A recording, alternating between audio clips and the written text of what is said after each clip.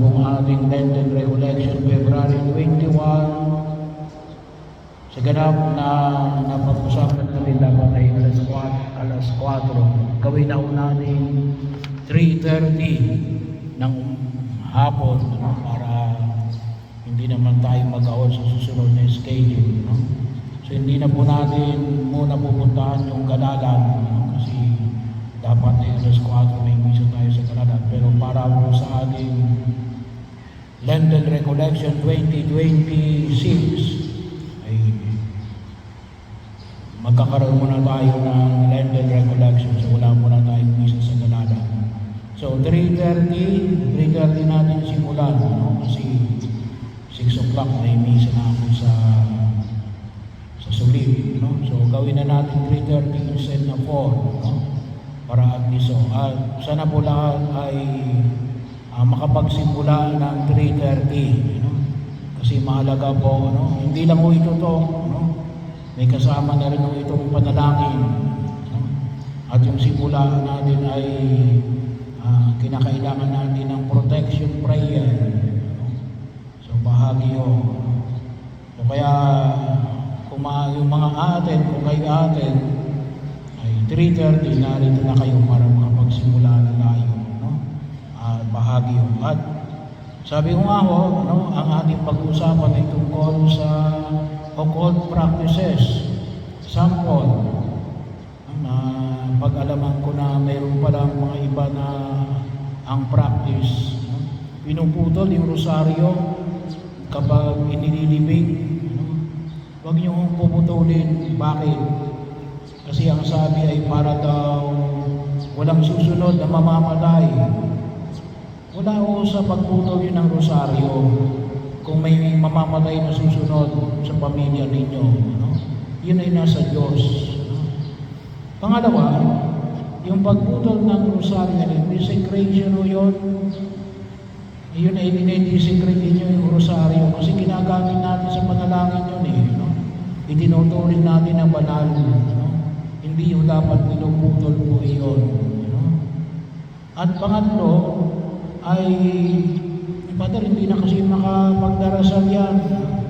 Palagi kong binabanggit kapag may patay, no? Mali mo yun. Kahit na upatay yan, magdarasal yan.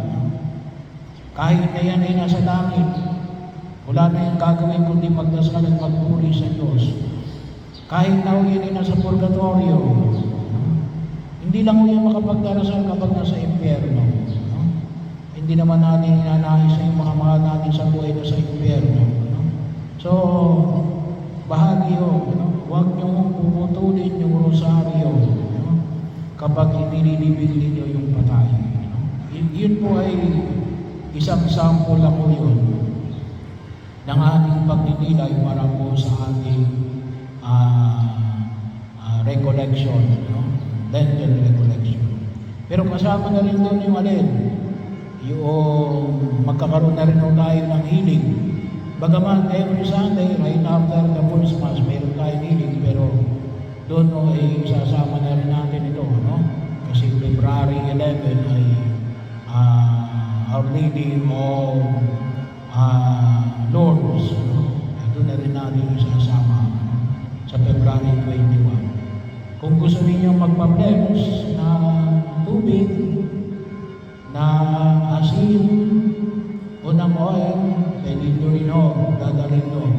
Pero yung gagamitin nyo pong oil ay coconut oil, palm oil, o vegetable oil. Huwag lang po yung oil na galing sa baboy, at yung oil na galing sa baka. So, bahagi rin yun. Isasama din natin sa February 21. Bukas ay Candelaria. May misa tayo dito 6 o'clock ng umaga.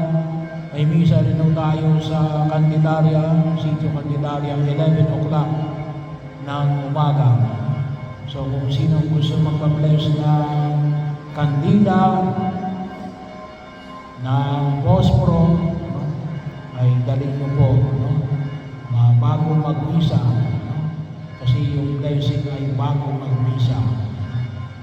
Muli po, no? Ito nga po pala, nakalimutan ko, no? Yung mga nagbigay, hindi ko na kayo paupuin para mapadali. Engineer and Mrs. Joseph Alvarez, 5,000. Mr. and Mrs. Andy Perez and family, 1,000. Mr. and Mrs. Bonifacio Vialin family, 1,000. Mr. and Mrs. Florentino Salamat and family, 50,000. Jonathan Villanueva, 10,000. Ellen Calauan and sisters, 2,000. Mrs. Lori Eliseo Antonio and family, 11,500. Jason Manalaysay and family, 1,000. Mrs. Susan Soriano, 10,000. Mr. and Mrs. Jose David Ocampo, 2,000. Miss Alexa Paliero, 1,000. Mr. and Mrs. Pinindo Balenya, 5,000. Mr. and Mrs. Jesus Reyes, 1,000. Forever Young Ladies Group, 1,000. Carmina Valenya, 9,000. Proceso and Merla Benaceda, siblings, 3,000. Leonardo Tibayan Andre, 5,000. Leonardo Marisa Tibayan Andre, 5,000. Josefina Obligado, 1,000. Marita Mirabeno, 30,000. Lord Cercado and family, 100,500. Pamposa Balasi, 3,000. Anonymous, 1,000. Mr. and Mrs. Ronald Maingat, 1,000. B14 Feng Trading Cortero Andrea Reyes, 5,000. Mr. and Mrs. Alfredo Reyes, 10,000. Mr. Ronald Dudley, 1,000. Mr. and Mrs. Indo Aguilar, 1,000. Miss Lina Balubalo, 1,000. Mr. and Mrs. Paris Cortez and family, 3,000. Vice Mayor Rian M. Diaz, 1,000. Honorable Herbert Bautista, 200.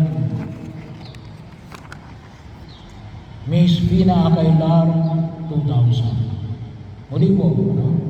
Maraming salamat po sa inyong patuloy na pagsuporta sa aming mga programa at mga